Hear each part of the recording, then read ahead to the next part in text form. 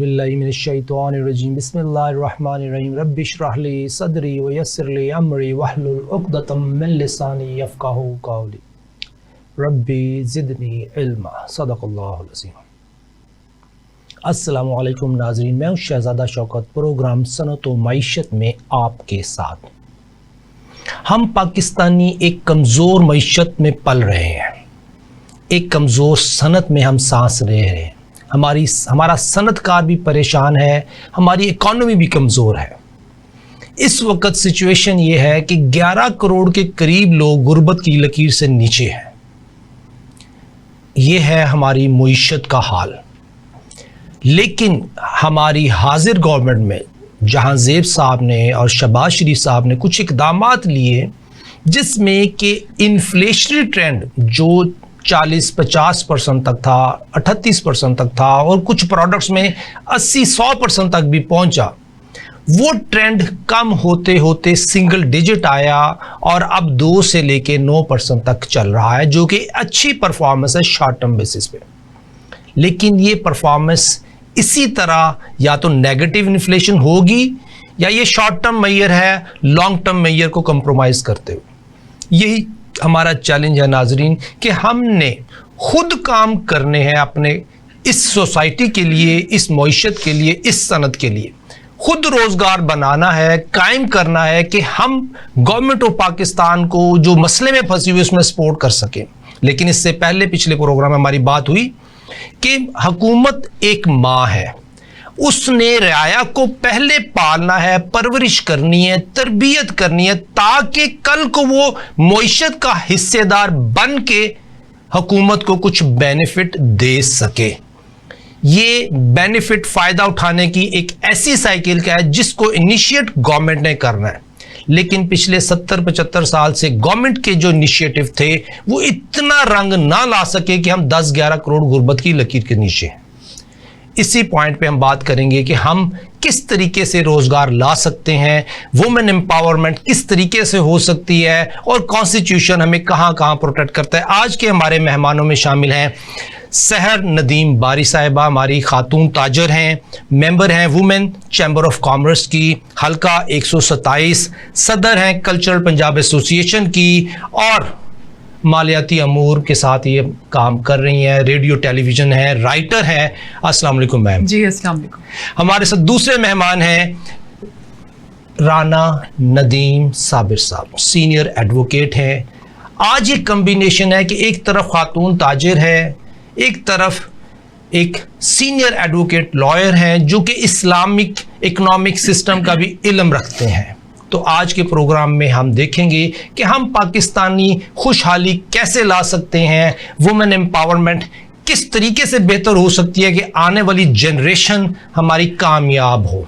सबसे पहले सहर नदीम बारी साहिबा ma'am welcome to our show. बहुत शुक्रिया। इस सनत व मईशत प्रोग्राम में हमारे जो ऑब्जेक्टिव है मैम वो ये है कि हम किस तरीके से खुशहाली ला सकें।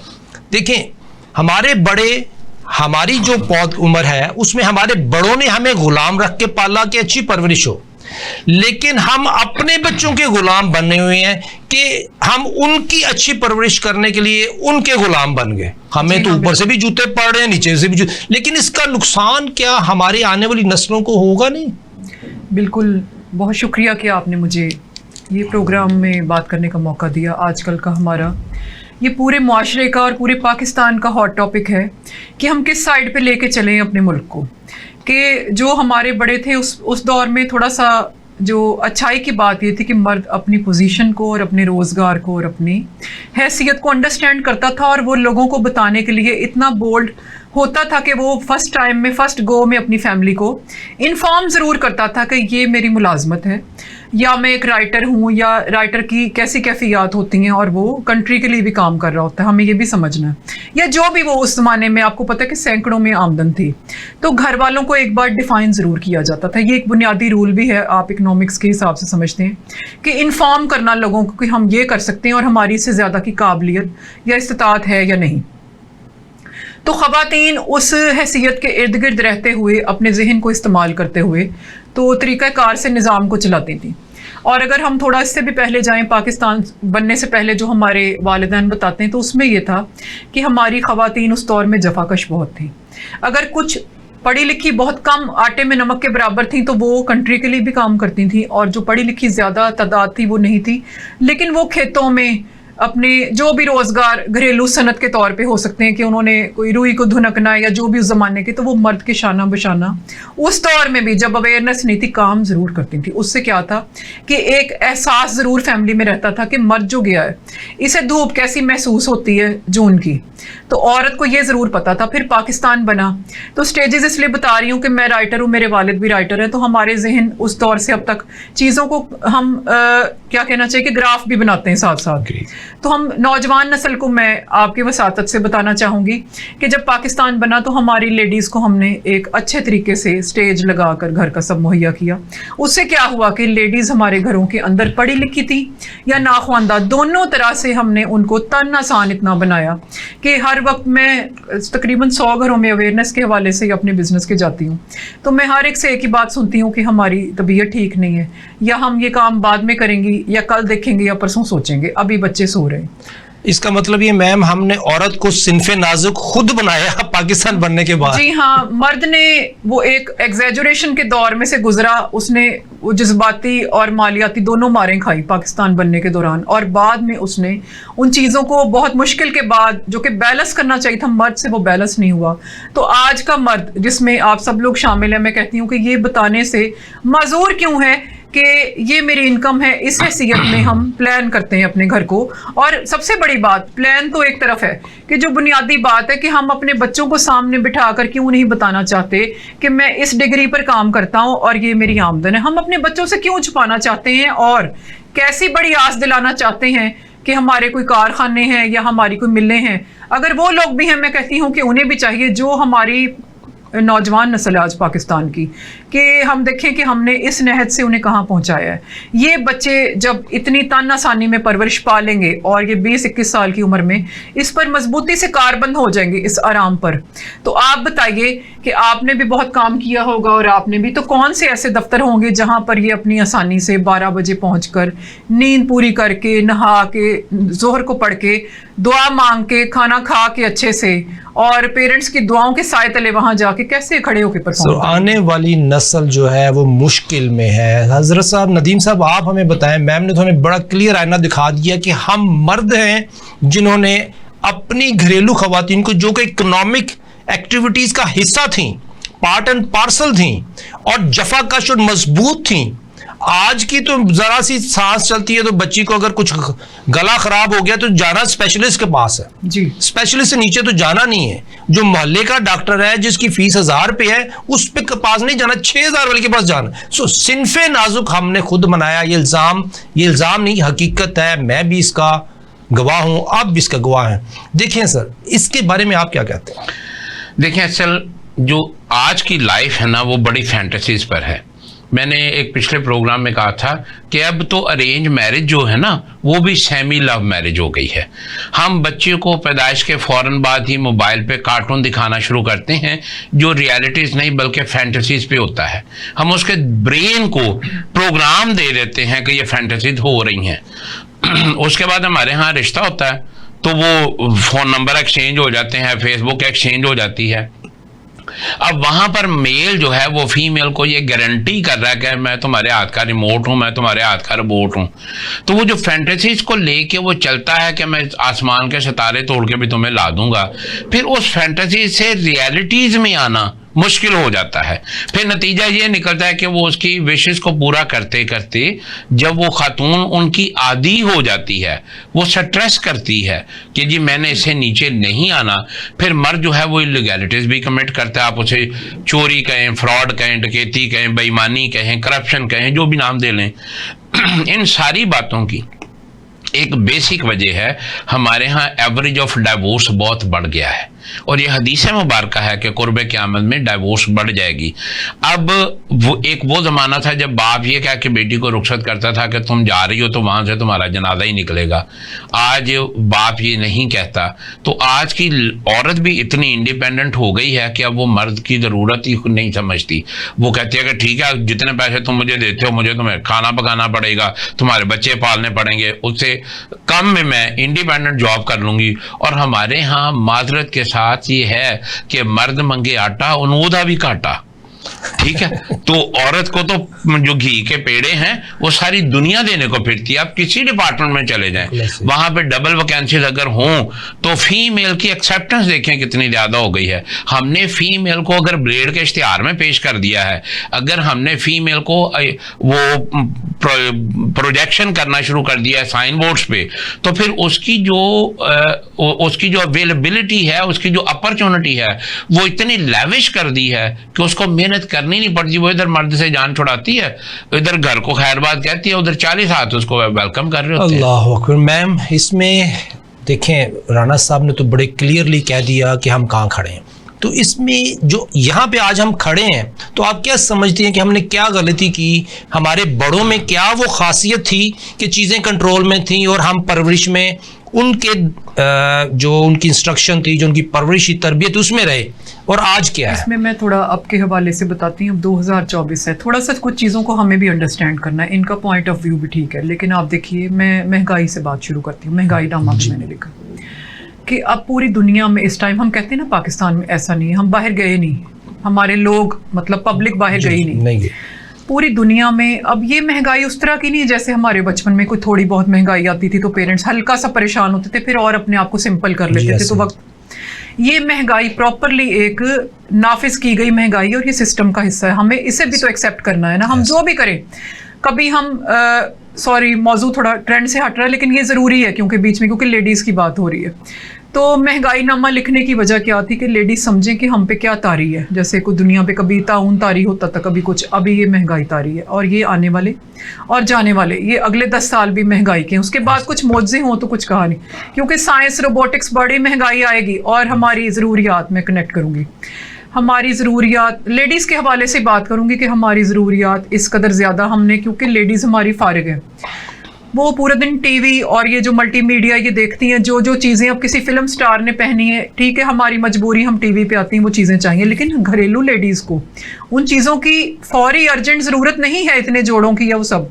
तो वो ज़िंदगी पे हमने आहिस्ता आहिस्ता शामिल कर ली कि ये मर्द कमा रहा है, ये हमें 6 जोड़े एक्स्ट्रा बना दे कि हमारे बहन भाइयों की शादियाँ आनी, फंक्शन, तो हमारी धाक बैठे वहाँ पे कि हमारी बहन ने कोई फलाने ब्रांड का जोड़ा पहना, तो मैं भी तो बताऊंगी भी मेरे हस्बैंड ने मुझे 10,000 का जोड़ा लेके दिया। तो हस्बैंड का बताने के लिए उसकी गर्दन अगर जाती है तो चलो नाम बड़ा हो जाएगा, शौहर की गर्दन जाती तो हमारी ज़रूरियात ऐसी हो गई हैं उसके लिए। जैसे हम बात कर रहे हैं कि तलाक का रेट देखें, जो औरत कमाती है ना सही तरीके से घर की मुआवनत के लिए, पहली बात है कि हमारी 60% औरतें हैं तकरीबन मुआशरे में, और काम करने वाली प्रॉपरली कितनी है, कोई 10 या 12% है जो मुस्तकिल काम कर रही। बहुत कम ये रेशो है दुनिया के एतबार से।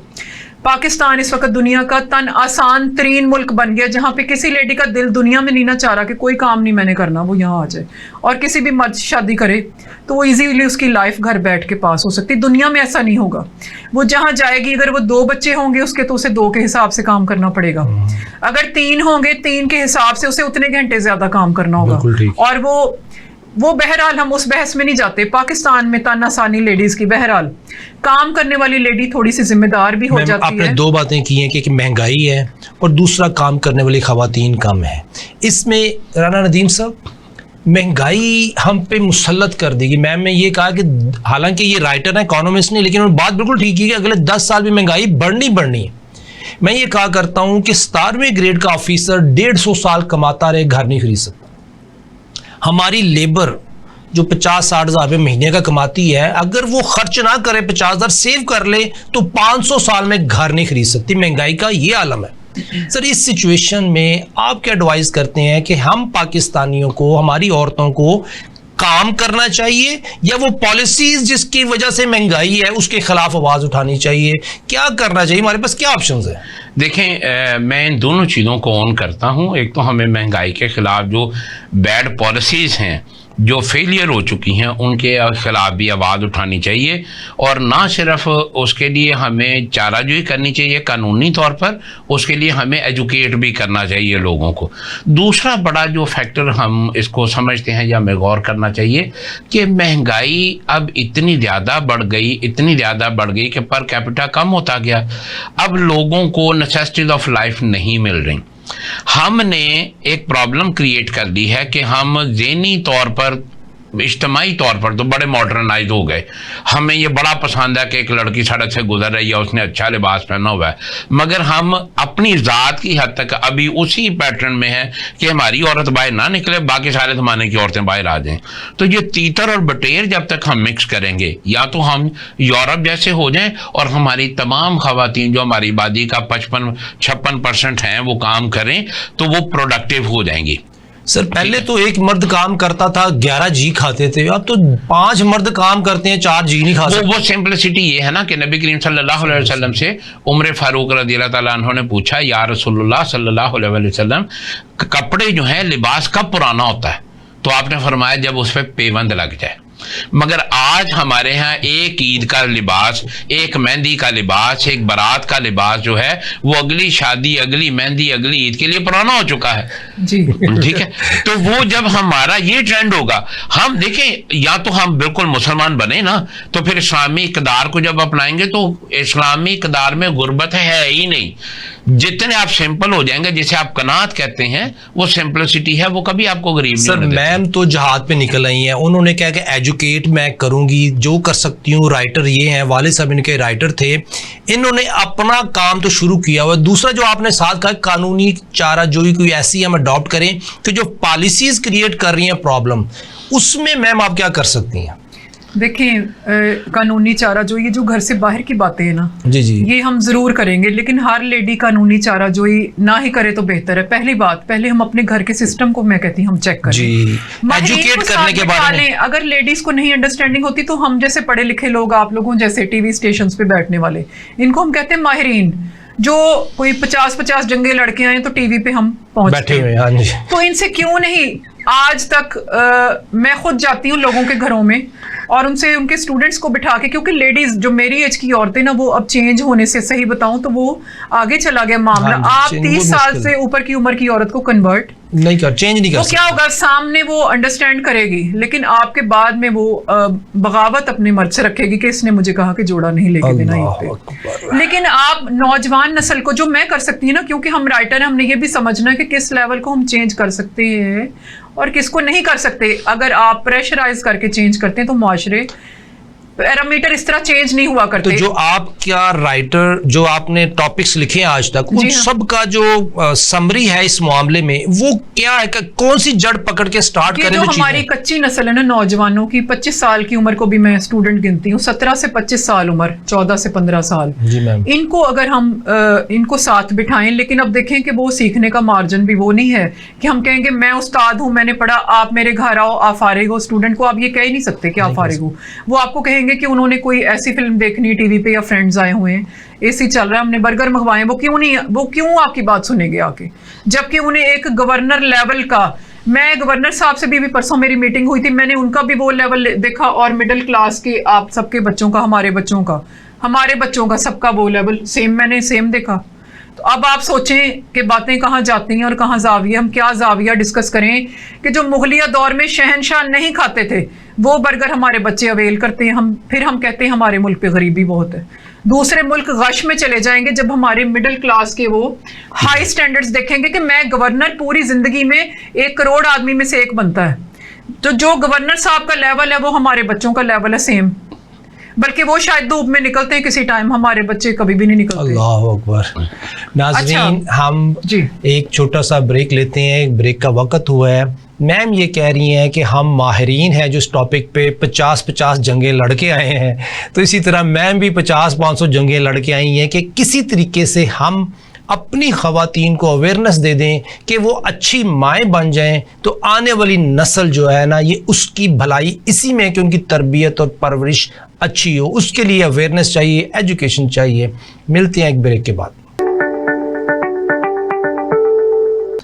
वेलकम बैक नाजरीन। प्रोग्राम सनत व मईशत शहजादा शौकत आपके साथ। हमारे साथ आज के मेहमान हैं सहर नदीम बारी और राना नदीम साबिर साहब। राना नदीम साहब, मैम ने वक्फे पे जाने से पहले फरमाया महंगाई महंगाई महंगाई।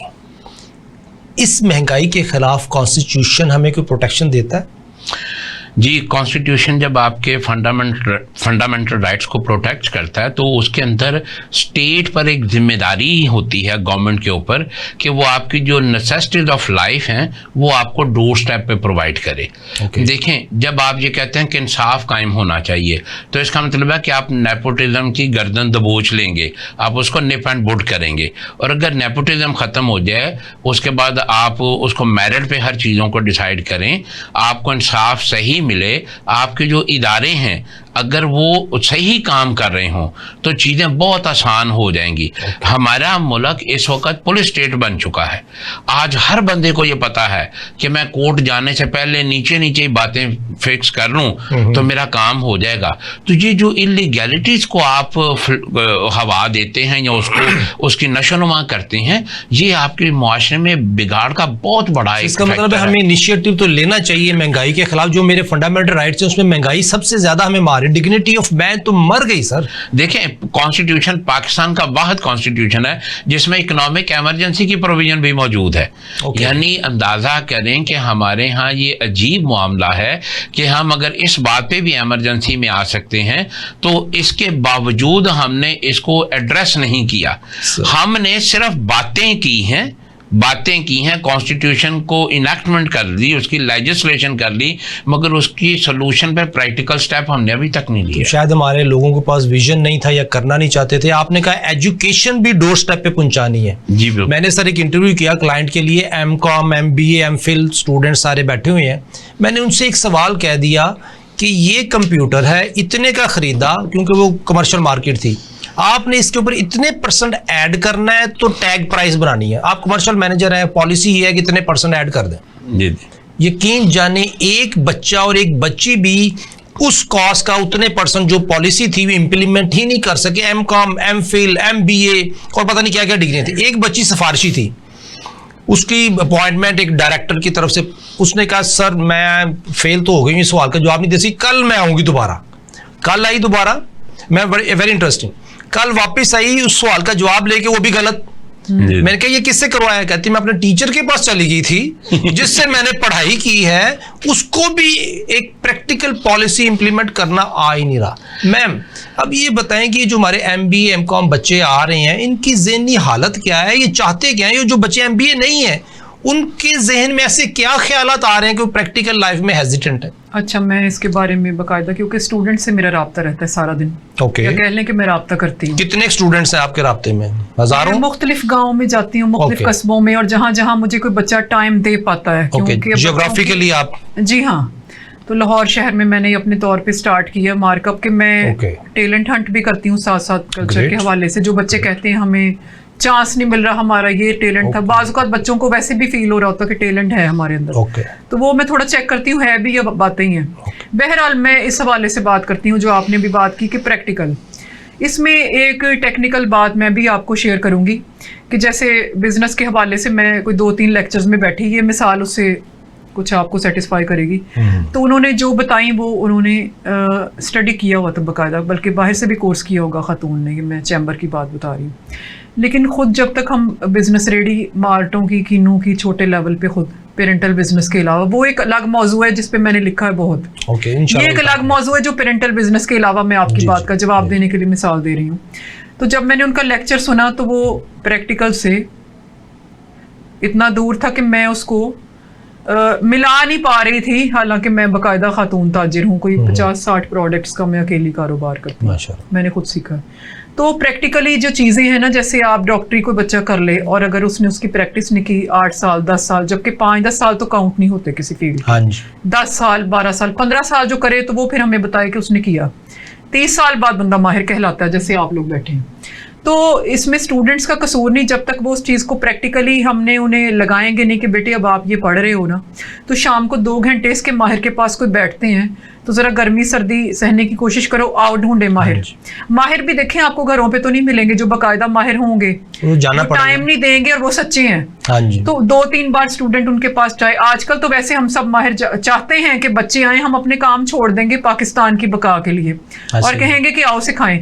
तो जब तक बच्चा प्रैक्टिकली उस हाउस जॉब को कंडक्ट नहीं करेगा, सहाफत हो गया कोई भी शोबा, तो उसको खाली स्टडी करते जाने का, वो तो समझे फिर आपने टीचिंग बराए टीचिंग और स्टडी बराए स्टडी की है कि आपने डिग्री यहाँ रखी और आपको उसके बारे में बच्चे को बताना है। ये वो मिसाल है जैसे बच्चा 5 साल की फीस 3 साल की वालिद से लेता है बड़ी यूनिवर्सिटी की, और बाद में क्योंकि उसका प्रैक्टिकली उसने नहीं उसको पढ़ा या स्टडी नहीं किया, तो वो कहता बाबा मुझे इस MBA का कलर पसंद नहीं है या मुझे इसकी खुशबू, यानी कि वो ये मैं आपको बामुहावरा बता रही है, नहीं वो कहता मुझे तो ये MBA पसंद नहीं है, मैं कोई और MBA करूंगा जो मुझे समझ आए। अल्लाह अकबर। सर इसमें मैम, इसमें देखें मैम ने बड़ी पते की बात की है कि बच्चे को जब एजुकेशन लेने के लिए वो जा रहा है, उसने फीस दी उसके वालिद ने, जो उसको डिग्री मिली है, एक तो प्रैक्टिकल इम्प्लीमेंटेशन नहीं है, जिस तरह मैंने पहले बताया कि प्रैक्टिकली इम्प्लीमेंट करना आता ही नहीं है, एप्लीकेशन ऑफ नॉलेज आता ही नहीं है। तो जिन लोगों ने, जिन इंस्टीट्यूट ने फीसें ली हैं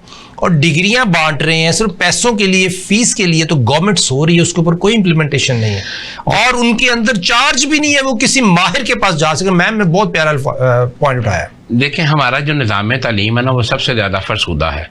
पाकिस्तान के एक वज़ीर तालीम थे इमरान मसूद, मेरी उनसे बड़ी अच्छी याद अल्लाह है, मैं अक्सर उनको कहता, तो जितनी लेबॉर्ट्री पाकिस्तान में तालीम के अंदर लगाई गई है, आज ये कोर्स है, आज वो कोर्स है, आप देखें कि हमारे बच्चों को बजाय कोई क्रिएटिव पढ़ाने के, अगर आप उसको टीन एज के अंदर वो इश्किया शायरी पढ़ा रहे हैं और उसको वो बर्बाद कर रहे हैं। आप एक तरफ आप ये चाहते हैं कि वो बच्चा आपका कंसंट्रेट करे एजुकेशन पे और वो एजुकेशन के बाद कुछ बने और दूसरी तरफ आप उसको दर्द दिल, इश्क और ऐसी चीज़ें सिखा रहे हैं। और किताबें आपकी वही हैं जो 1947 में मैट्रिक में 8वीं में 5वीं में पढ़ी और 2024 में भी आपकी वही मीर तकी मीर और गालिब बैठे हुए हैं। मुझे आज तक ये समझ नहीं आई कि जो इंग्लिश पेपर ए है या उर्दू पेपर ए है, इसकी जरूरत क्या है। आप बच्चों को ग्रामर सिखाएं और इन 2 जगहों पर आप कोई और सब्जेक्ट दें जो बच्चों के अंदर क्रिएशन कर सके।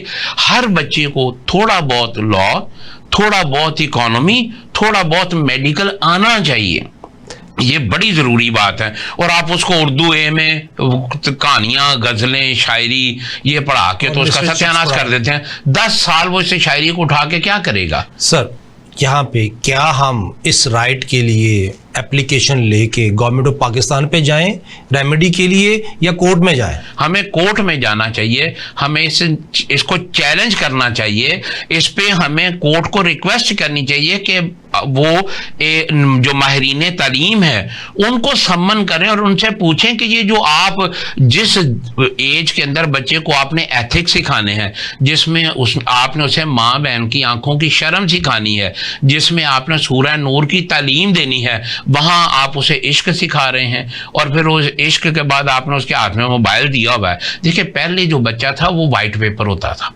उसके पेरेंट्स, उसके टीचर्स उसके ऊपर राइटिंग करते थे।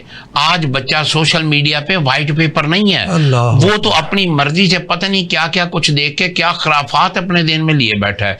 जब आप उन खराफात के खिलाफ बोलते हैं तो आपको वो बुरा समझता है, वो खा आपकी औलाद है, खा वो आपका रिलेटिव है या टीचर है। तो इसलिए बच्चे के पास तो टाइम ही नहीं, वो तो आज गेमें खेल के उसको पैसे मिल रहे हैं, आज उसे वो खबीस किस्म की जो सोशल मीडिया पे चीज़ें हैं, एप्लीकेशन है, वो देख रहा है।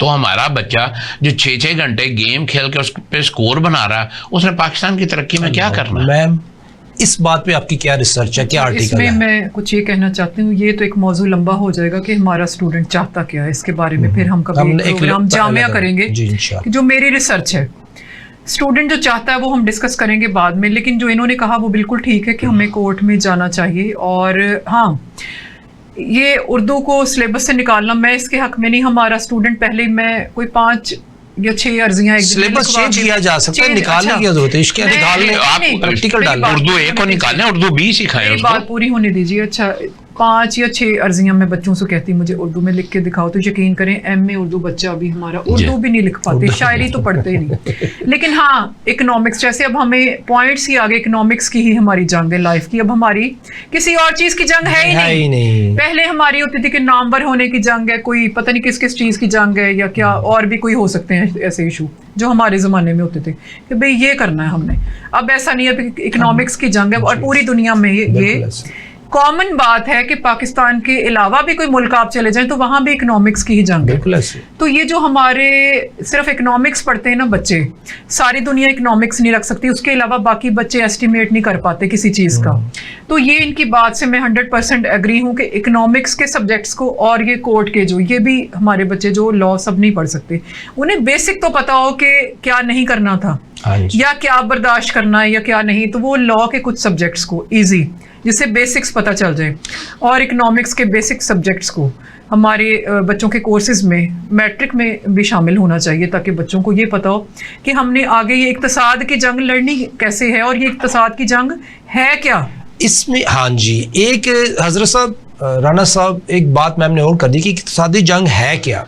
इसके ऊपर मैं हिस्ट्री थोड़ी सी बता दूं, 1 मिनट का लोडेड क्वेश्चन नहीं होगा, लेकिन हिस्ट्री आपको, हिस्ट्री ये है कि 1948 में स्टेट बैंक ऑफ पाकिस्तान बना, 1955 में एक एक्ट बनता है स्टेट बैंक ऑफ पाकिस्तान, उसको रिपील किया जाता है, 56 का बनता है, उसके अंदर स्टेट बैंक ऑफ पाकिस्तान की रिस्पॉन्सिबिलिटीज डिक्लेयर कर दी जाती हैं, और वो state bank of Pakistan amendment act 2021 तक कंटिन्यूसली अमेंड होता है, और आज उनकी जिम्मेदारी खत्म हो गई।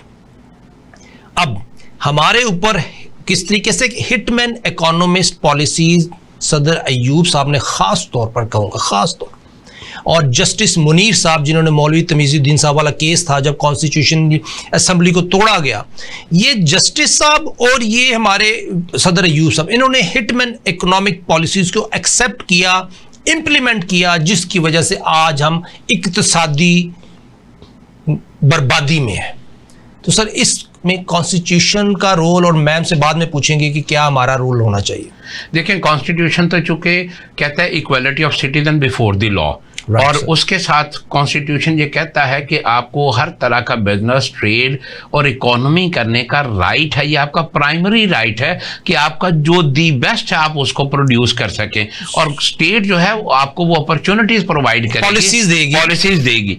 अब असल में मसला क्या है, पॉलिसीज खराब हो गई है ना, पॉलिसी खराब हो गई है, और ये कितना बड़ा अलमिया है कि आपका घर है, उसको चलाने की पॉलिसी मैं दे रहा हूँ। हाँ, और ये आप समझते हैं कि पाकिस्तान की इकोनॉमिक पॉलिसी पाकिस्तान में बनती नहीं है, वो इम्पोर्ट की जाती है और इम्पोज की जाती है, और फोर्सफुली इम्पोज की जाती है। उसकी वजह क्या है कि आप चूंकि सूद का शिकार हैं, आपने कशकोल उठाया हुआ है, और कशकोल उठाने के बाद आप उनके सामने उफ भी नहीं कर सकते, वो जो कहेंगे आपके आका आपने वही करना है। तो फिर पाकिस्तान की बेटरमेंट नहीं तब तक हो सकती जब तक आप अपनी पॉलिसी इकोनॉमिक की खुद ना बनाएं। मैम, सिलेबस में ये जो हिटमैन पॉलिसीज थी, मैं सदर अयूब साहब के खिलाफ कुछ लिख सकता हूँ, जस्टिस मुनीर साहब के साथ कुछ लिख सकता हूँ, क्या हम इस सिलेबस में शामिल कर सकते हैं?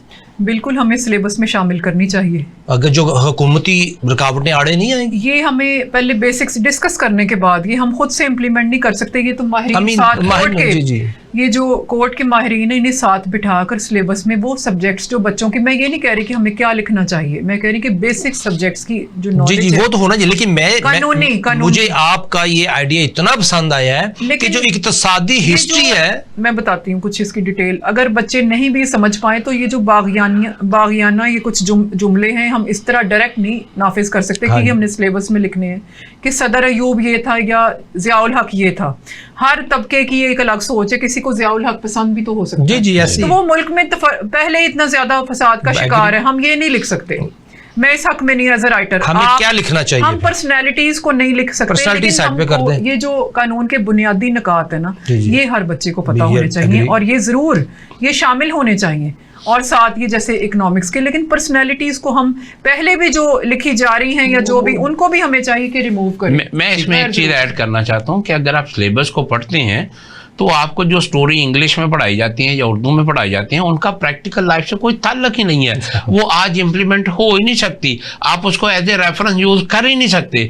तो वो फरसूदा, वो बच्चा जो 100 नंबर 200 नंबर लेने के लिए अपना टाइम स्पेंड कर रहा है उसके ऊपर, वो टाइम स्पेंड नहीं हो रहा, वो जाया हो रहा है, वो स्पॉइल हो रहा है। और वो एक बच्चे का नहीं है, वो बाकायदा पूरी करोड़ों बच्चों का है। वो नेशन का इतना प्रीशियस टाइम आप उसे स्टूपिड चीजों को पढ़ाने में लगा देते हैं। अगर उसकी बजाय वहां पर इकोनॉमिक टॉपिक्स हों, वहां पर लीगल टॉपिक्स हों, आप उसको सिंपल लैंग्वेज में, बच्चे को ये ना पता हो कि मेरा फंडामेंटल राइट किस आर्टिकल में क्या है, मगर उसको ये पता हो कि कोई मुझे इस तरह नहीं डिस्टर्ब कर सकता, कोई मेरी इस तरह वायलेशन नहीं कर सकता। तो इस तरह अगर हम बच्चों को ग्रूम करेंगे, आप देखें ना, जापान गैर इस्लामी मुल्क है मगर उनकी नेशन और उनकी स्टेबिलिटी देखें, कितनी उनकी हम्बलनेस देखें, उनका हर बच्चा हर टॉपिक से अवेयर है। तो हमारे यहाँ अवेयरनेस बहुत कम है। हम से ये अगर सड़कों पे फ्लैक्स लगा के अगर हम समझते हैं कि हमने अपनी कारकर्दगी शो कर दिया, हमने दिखा दिया या अखबारों में इश्तिहार दे दिए, तो एजुकेशन अगर अखबारों से होती या इश्तिहारों से होती तो फिर स्कूलों को बंद कर देना चाहिए। स्कूल का मतलब है स्कूल ऑफ थॉट। आपने एक बच्चे को एक थॉट देनी है, इनिशिएटिव देना है, उसके बाद उसने अपनी एबिलिटीज को प्रोड्यूस करना। तो एजुकेशन तो बेची जा रही है हीले के तौर पर, लेकिन एजुकेशन दी नहीं जा रही और नॉलेज दिया नहीं जा रहा। अगर नॉलेज कहीं थोड़ा बहुत है भी तो एप्लीकेशन ऑफ नॉलेज है ही नहीं। सर आज चीजें जो है ना, 3 चीजों की प्राइवेटाइजेशन पे पाबंदी होनी चाहिए कि वो प्राइवेट कर ही नहीं सकता, उसमें एजुकेशन प्राइवेट नहीं होनी चाहिए। लास्ट 3 मिनट है, आपने समराइज करना है आज की गुफ्तगू को, फिर मैम 2 मिनट मैम की। मैं एक गुजारिश करूंगा कि हम अपनी एजुकेशन को फ्री करें, अपने बच्चों को तालीम सही जो आज के करंट इश्यूज हैं उसके ऊपर एजुकेशन दें, सिलेबस को तब्दील करें कानून से, और एक इक्तिसादी से बच्चों की हम महंगी होगी तो हम एक बेहतर पाकिस्तान प्रोड्यूस कर सकेंगे। बेहतर पाकिस्तान प्रोड्यूस करने में मैम आपकी काविशें हैं, आप हमें क्या एडवाइस करते हैं? बिल्कुल ही मैं कहती हूँ कि हुकूमती सतह पर पहला काम तो ये, जो कि आसान और पॉसिबल भी है, कि माहिरीन को साथ शामिल किया जाए अपनी टीम्स में, जो कि नहीं किया जाता। और जो हमारे रवायती चेहरे या शख्सियात की हम पूजा करने के बड़े आदी लोग हैं, तो उन्हीं को चला के तो फिर इस तरह कमर्शियल कोर्सेज डेवलपमेंट में आते हैं जिन्हें हम अब फेस कर रहे हैं। तो माहिरीन को बिठाएं, हम सब लोग इस तरह के लोग, सहाफ़ी लोग, कोई पढ़े लिखे, कोई दानिश्वर प्रोफेसर, रिटायर हजरात, रिटायर जजों को, रिटायर वकीलों को साथ बिठाएं, रिटायर कानूनदानों को साथ बिठाएं। तो थोड़ा सा ये बच्चों के कोर्सेज को हमें चाहिए कि नौजवान नस्ल, जो कि मेरा अलमिया है, मैं देखती हूँ कि हमारी नौजवान नस्ल किस तरफ जा रही है, वो किसी तरफ भी नहीं जा रही। अफसोसनाक बात यह है। अल्लाह, बहुत शुक्रिया मैम आपका, और डॉक्टर साहब एडवोकेट साहब आपका बहुत शुक्रिया, आप दोनों ने हमें ज्वाइन किया। इंशाल्लाह हम आपको दोबारा फिर अगले वीक प्रोग्राम में बुलाएंगे। नाजरीन, हम शुक्रगुजार हैं अपने मेहमानों के, उन्होंने आज हमें बहुत ज़्यादा नॉलेज दिया। बात यह है कि हमारी आने वाली नस्लें लाइबिलिटी बन रही हैं, वो जिम्मेदारी बन रही हैं, वो बोझ बन रही हैं। उसकी वजह सिर्फ़ और सिर्फ ये कि ना हम उनको प्रॉपर तालीम दे रहे हैं, ना तरबियत कर रहे हैं। आज हमें बहुत ज़्यादा कोशिश करनी है, 20-22 साल गैप को पूरा करना है कि हमारी आने वाली नस्लें लाइबिलिटी ना बने, एसेट बने। एसेट होंगी तो वो रेवेन्यू क्रिएट करेंगे, इकोनॉमिक एक्टिविटीज़ क्रिएट करेंगे, जिसका बेनिफिट इनको भी होगा और हुकूमत वक्त को भी होगा। रेवेन्यू कैसे क्रिएट करना है, नेक्स्ट प्रोग्राम इंशाल्लाह मैम के साथ दोबारा बात करेंगे इसी टॉपिक पे, और लीगल राइट पे बात करेंगे राना नदीम साहब के साथ। हमें आज के प्रोग्राम में इजाज़त दीजिए, कोई सवाल हो तो हम जवाब देने के लिए हाजिर हैं। अल्लाह हाफिज़।